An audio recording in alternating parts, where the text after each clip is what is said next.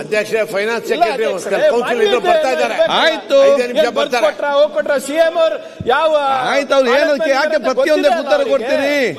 ಪ್ರತಿಯೊಂದಕ್ಕೆ ಯಾಕೆ ರೆಸ್ಪಾಂಡ್ ಮಾಡ್ತೀರಿ?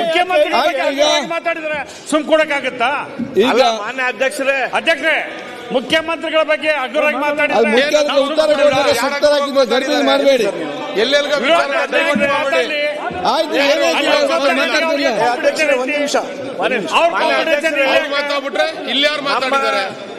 ಮುಖ್ಯಮಂತ್ರಿಗಳಿಗೆ ಮಯಾಗರಂ ಇಲ್ಲ, ಅದಕ್ಕೆ ಅವ್ರು ಬಂದಿಲ್ಲ, ನಾವು ಒಪ್ಕೊಳ್ತೇವೆ. ಮುಖ್ಯಮಂತ್ರಿಗಳಿಗೆ ಹುಷಾರಿಲ್ಲ ಅಂತ ಬಂದಿಲ್ಲ, ಒಪ್ಕೊಳ್ತೇವೆ.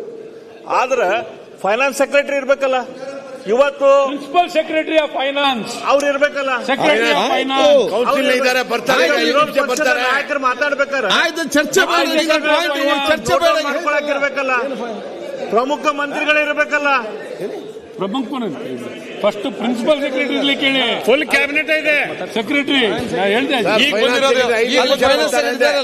ಯಾರು ಸರ್ ಫೈನಾನ್ಸ್ ಸೆಕ್ರೆಟರಿ? ಯಾರು ಸರ್ ತೋರಿಸಿ ಫೈನಾನ್ಸ್ ಸೆಕ್ರೆಟರಿ? ಯಾರು ಇಲ್ಲ.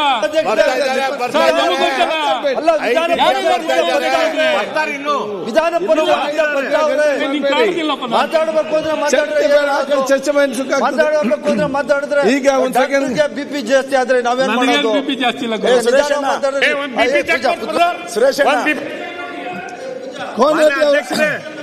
ನೀವು ಅವ್ರಿಗೆಲ್ಲರಿಗೂ ಟೈಟ್ ಮಾಡ್ಬೇಕು.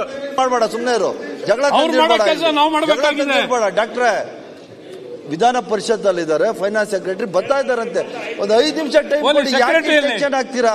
ಪ್ರಿನ್ಸಿಪಲ್ ಸೆಕ್ರೆಟರಿ ಇಲ್ಲ, ಬರ್ತಾವ್ರೆ. ಪ್ರಿನ್ಸಿಪಲ್ ಸೆಕ್ರೆಟರಿ ಇಲ್ಲ, ಸೆಕ್ರೆಟರಿ ಇಲ್ಲ. 5 ನಿಮಿಷ ಟೈಮ್ ಕೊಡಿ, ಬರ್ತಾವ್ರೆ. ಸೆಕ್ರೆಟರಿ ಯಾರು? ಟೆನ್ಷನ್ ತಗೋತೀರಾ? ನೀವು ಕಾಯಿ ಕೂತ್ಕೊಳ್ಳಿ, ಆಯ್ತು ಆಯ್ತು. ಬಜೆಟ್ ಬಗ್ಗೆ ನ್ಯೂಸ್ ಫಸ್ಟ್ ನಿರ್ಭೀತಿಯಿಂದ ನಿಮ್ಮ ಪರವಾಗಿ.